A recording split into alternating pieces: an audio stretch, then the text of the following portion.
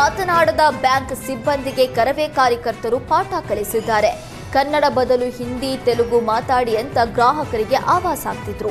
ಕರವೇ ಜಿಲ್ಲಾಧ್ಯಕ್ಷ ವಾಸಿದ್ ಹಿರೇಕೋಡಿ ನೇತೃತ್ವದಲ್ಲಿ ಬ್ಯಾಂಕ್ಗೆ ಮುತ್ತಿಗೆ ಹಾಕಲಾಗಿದ್ದು, ಉದ್ದಟತನ ಮೆರೆದ ಬ್ಯಾಂಕ್ ಆಫ್ ಬರೋಡಾ ಸಿಬ್ಬಂದಿ ಮ್ಯಾನೇಜರ್ನ ಚಳಿ ಬಿಡಿಸಿದ್ದಾರೆ. ಬೆಳಗಾವಿ ನಗರದ ಉದ್ಯಮ ಭಾಗದಲ್ಲಿರುವ ಬ್ಯಾಂಕ್ ಆಫ್ ಬರೋಡಾದಲ್ಲಿ ಘಟನೆ ನಡೆದಿದೆ. ಕರ್ನಾಟಕ ರಕ್ಷಣಾ ವೇದಿಕೆ ಕಾರ್ಯಕರ್ತರ ಆಕ್ರೋಶಕ್ಕೆ ಮಣಿದು ಕನ್ನಡದಲ್ಲೇ ಮಾತಾಡ್ತೀವಿ ಅಂತ ಕೈ ಮುಗಿದು ಕ್ಷಮೆ ಕೇಳಿದ್ದಾರೆ.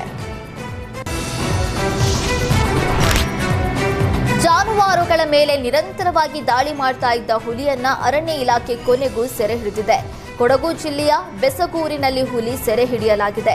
2 ಸಾಕಾಣೆ ಬಳಸಿ ಕಾರ್ಯಾಚರಣೆ ನಡೆಸಿದ್ದು 6 ವರ್ಷದ ಗಂಡು ಹುಲಿ ಸೆರೆಯಾಗಿದೆ. ಎಸಿಎಫ್ ಗೋಪಾಲ್ ನೇತೃತ್ವದಲ್ಲಿ 80 ಅರಣ್ಯ ಸಿಬ್ಬಂದಿ ಕಾರ್ಯಾಚರಣೆ ನಡೆಸಿದ್ದಾರೆ. ಕಳೆದ 10 ದಿನಗಳಲ್ಲಿ 7 ಹಸುವನ್ನ ಹುಲಿ ಕೊಂದಿತ್ತು. ಹುಲಿ ಸೆರೆ ಹಿಡಿಯುವಂತೆ ರೈತ ಸಂಘ ಪ್ರತಿಭಟನೆ ನಡೆಸಿದ್ದು, ಕೊನೆಗೂ ಯಶಸ್ವಿಯಾಗಿ ಹುಲಿ ಸೆರೆ ಹಿಡಿದಿದ್ದಾರೆ. ಸದ್ಯ ಹುಲಿಯನ್ನ ಮೈಸೂರಿನ ಬಂಡೀಪುರ ಅರಣ್ಯಕ್ಕೆ ಸ್ಥಳಾಂತರ ಮಾಡಲಾಗಿದೆ. ಹರಾಜಿಗೆ ಬಂದ ಫ್ಲಾಟ್ ಚಿನ್ನ ಖರೀದಿಸುವ ನೆಪದಲ್ಲಿ ಮುಂಬೈ ಉದ್ಯಮಿಗೆ ಸುಮಾರು 4 ಕೋಟಿ ರೂಪಾಯಿಗೂ ಹೆಚ್ಚು ವಂಚನೆ ಮಾಡಲಾಗಿದೆ. ಉಡುಪಿಯ ಸುಹಾಸಿನಿ ಶೆಟ್ಟಿ ಹಾಗೂ ಅವರ ಪತಿ ಪುನೀತ್ ಶೆಟ್ಟಿ ದಂಪತಿ ವಿರುದ್ಧ ಉದ್ಯಮಿ ಮಮತಾ ಶೆಟ್ಟಿಗೆ ದೂರು ನೀಡಿದ್ದಾರೆ. ಮಮತಾ ಶೆಟ್ಟಿಗೆ ದೂರದ ಸಂಬಂಧಿಯಾಗಿರುವ ಸುಹಾಸಿನಿ 2024ರ ಜನವರಿಯಿಂದ ಜೂನ್ವರೆಗೆ 4 ಕೋಟಿ 78 ಲಕ್ಷ ರೂಪಾಯಿ ಹಣ ವರ್ಗಾಯಿಸಿಕೊಳ್ಳಲಾಗಿದೆ.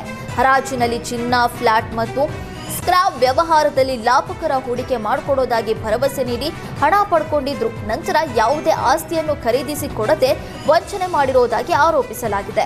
2024ರಲ್ಲಿ ಉಡುಪಿ ಸೈಬರ್ ಠಾಣೆಯಲ್ಲಿ ಪ್ರಕರಣ ದಾಖಲಾಗಿತ್ತು. ಬಳಿಕ ಸುಹಾಸಿನಿ ಶೆಟ್ಟಿ ನ್ಯಾಯಾಲಯದಿಂದ ಪ್ರಕರಣಕ್ಕೆ ಸ್ಟೇ ಆದೇಶ ಪಡೆದಿದ್ರು. ಬಳಿಕ ಕಿಶೋರ್ ಶೆಟ್ಟಿ ಮತ್ತು ನವೀನ್ ಮುಲ್ಕಿ ಮೂಲಕ ಸಂಧಾನ ಮಾತುಕತೆ ನಡೆದಿದ್ರು, ಅದು ವಿಫಲವಾಗಿದೆ. ಇದೀಗ ಸುಹಾಸಿನಿ ಮತ್ತು ಪತಿ ಮಣಿಪಾಲದಿಂದ ಮಂಗಳೂರಿಗೆ ಸ್ಥಳಾಂತರಗೊಂಡ ಹಿನ್ನೆಲೆ ಮಮತಾ ಶೆಟ್ಟಿ ಮಂಗಳೂರು ಪೊಲೀಸ್ ಆಯುಕ್ತರನ್ನ ಸಂಪರ್ಕಿಸಿ ಮರು ತನಿಖೆಗೆ ಮನವಿ ಮಾಡಿದ್ದಾರೆ. ಪ್ರಕರಣವನ್ನ ಮರುಪರಿಶೀಲಿಸುವುದಾಗಿ ಪೊಲೀಸ್ ಆಯುಕ್ತ ಸುಧೀರ್ ಕುಮಾರ್ ರೆಡ್ಡಿ ಭರವಸೆ ನೀಡಿದ್ದಾರೆ. ಕಷ್ಟಪಟ್ಟು ಬೆಳೆ ಬೆಳೆದು ಎಪಿಎಂಸಿಗೆ ತಂದಿದ್ದ ರೈತರಿಗೆ ತೂಕದಲ್ಲಿ ಮೋಸ ಮಾಡಲಾಗಿದೆ. ಈ ಬಗ್ಗೆ ಸುವರ್ಣ ನ್ಯೂಸ್ ವರದಿ ಪ್ರಸಾರ ಮಾಡಿದ್ದು, ವಂಚನೆ ಮಾಡಿದ ಅಂಗಡಿಯನ್ನ ಜಪ್ತಿ ಮಾಡಲಾಗಿದೆ. ಹಾವೇರಿಯಲ್ಲಿ ಬಸವನಕಟ್ಟಿ ಗ್ರಾಮದ ಶರಣಗೌಡ ಪಾಟೀಲ ಮಾರುಕಟ್ಟೆಯಲ್ಲಿ ಕಡಲೆ ಮಾರಾಟ ಮಾಡೋದಕ್ಕೆ ಬಂದಿದ್ರು. 58, 57 ಮತ್ತು 56 ಕೆಜಿ ಚೀಲದ ಕಡಲೆ ತಂದಿದ್ರು. ಸೋಮಶೇಖರ್ ಯರೇಶಿಮಿ ಅಂಗಡಿಗೆ ತಂದು ಕಡಲೆಕಾಳು ಚೀಲ ತೂಕ ಮಾಡಿಸಿದ್ದಾನೆ. ಈ ವೇಳೆ ಪ್ರತಿ ಚೀಲ 3 ರಿಂದ 4 ಕೆಜಿ ಕಡಿಮೆ ತೋರಿಸಿತ್ತು. ತೂಕ ನೋಡುವಾಗ ತೂಕದ ಮಷಿನ್ ಸೈಡ್ನಲ್ಲಿರುವ ಸೀಕ್ರೆಟ್ ಬಟನ್ ಪ್ರೆಸ್ ಮಾಡ್ತಿದ್ದ. ಇದರಿಂದ ತೂಕ ಕಡಿಮೆ ಬರ್ತಾ ಇತ್ತು. ಈ ಬಗ್ಗೆ ಸುವರ್ಣ ನ್ಯೂಸ್ ವರದಿ ಪ್ರಸಾರ ಮಾಡಿದೆ. ಇದೀಗ ಅಧಿಕಾರಿಗಳು ಅಂಗಡಿ ಶಟರ್ ಸೀಸ್ ಮಾಡಿದ್ದಾರೆ. ಕಾರಿನ ಇಎಂಐ ಕಟ್ಟೋದಕ್ಕೆ ಆಗದಿದ್ದಕ್ಕೆ ಮನೆಕಳ್ಳತನ ಮಾಡಿದ್ದ ಶರತ್ ಕುಮಾರ್ನನ್ನ ಪೊಲೀಸರು ಬಂಧಿಸಿದ್ದಾರೆ. ಬೆಂಗಳೂರಿನ ಬಸವನಗುಡಿಯಲ್ಲಿ ಈ ಘಟನೆ ನಡೆದಿದೆ. ಅಪಾರ್ಟ್ಮೆಂಟ್ಗಳಲ್ಲಿ ಕಾರ್ ವಾಷಿಂಗ್ ಕೆಲಸ ಮಾಡ್ತಾ ಇದ್ದ ಶರತ್ ಇತ್ತೀಚೆಗೆ ಇಎಂಐನಲ್ಲಿ ಕಾರ್ ಖರೀದಿಸಿದ್ದ. ಬಸವನಗುಡಿಯ ಮನೆಯೊಂದರಲ್ಲಿ ಆರೋಪಿ ದೊಡ್ಡಮ್ಮ ಮನೆ ಕೆಲಸ ಮಾಡ್ತಾ ಇದ್ರು. ಅಷ್ಟೇ ಅಲ್ಲದೆ ಆರೋಪಿ ದೊಡ್ಡಮ್ಮನಿಗೆ ಅದೇ ಮನೆಯಲ್ಲಿ ಉಳಿಯೋದಕ್ಕೆ ಅವಕಾಶ ಕೊಟ್ಟಿದ್ರು. ಆದ್ರೆ ಶರತ್ ಮನೆ ಮಾಲೀಕರು ಹೊರಗೆ ತೆರಳಿದ್ದ ವೇಳೆ ದೊಡ್ಡಮ್ಮನ ಗಮನಕ್ಕೆ ಬಾರದಂತೆ ಮನೆಕಳ್ಳತನ ಮಾಡಿದ್ದಾನೆ. 36 ಲಕ್ಷ ಮೌಲ್ಯದ ಚಿನ್ನಾಭರಣ ದೋಚಿದ್ದಾನೆ. ಚಿನ್ನಾಭರಣ ಕಳುವಾದ ನಂತರ ಬಸವನಗುಡಿ ಠಾಣೆಗೆ ಮನೆ ಮಾಲೀಕರು ದೂರು ನೀಡಿದ್ರು. ವಿಚಾರಣೆ ವೇಳೆ ಮನೆ ಕೆಲಸದ ಮಹಿಳೆ ಹೊರತಾಗಿ ಆತನ ತಂಗಿ ಮಗ ಮನೆಗೆ ಬರ್ತಾ ಇದ್ದಿದ್ದು ಬೆಳಕಿಗೆ ಬಂದಿದೆ. ಆರೋಪಿಯನ್ನ ಕರೆದು ವಿಚಾರಣೆ ಮಾಡಿದಾಗ ಕಾರಿನ ಇಎಂಐ ಕಟ್ಟೋದಕ್ಕೆ ದುಡ್ಡಿರಲಿಲ್ಲ, ಹೀಗಾಗಿ ಕೃತ್ಯ ಎಸಗಿದ್ದಾಗಿ ತಪ್ಪೊಪ್ಪಿಕೊಂಡಿದ್ದಾನೆ.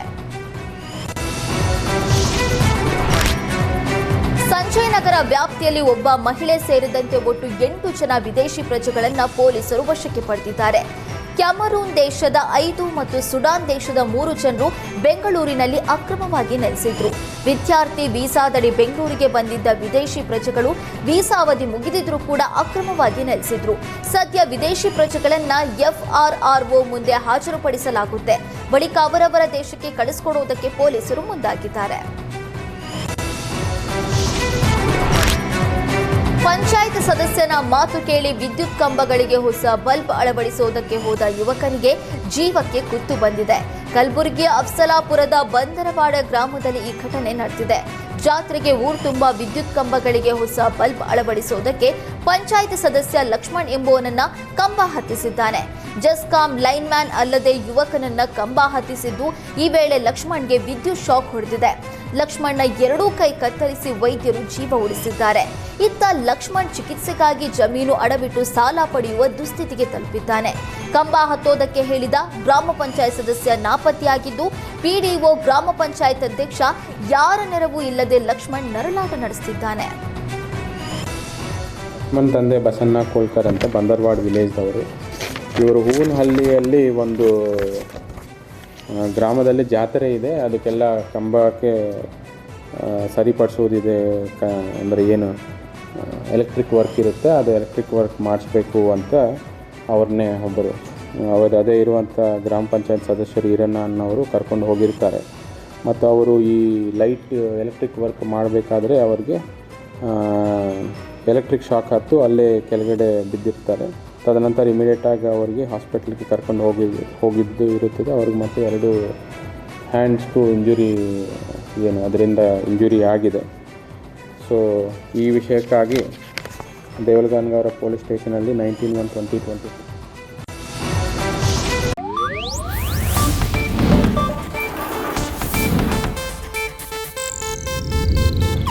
ಇದು ಏಷ್ಯಾನೆಟ್ ನ್ಯೂಸ್ ನೆಟ್ವರ್ಕ್ ಪ್ರಸ್ತುತಿ.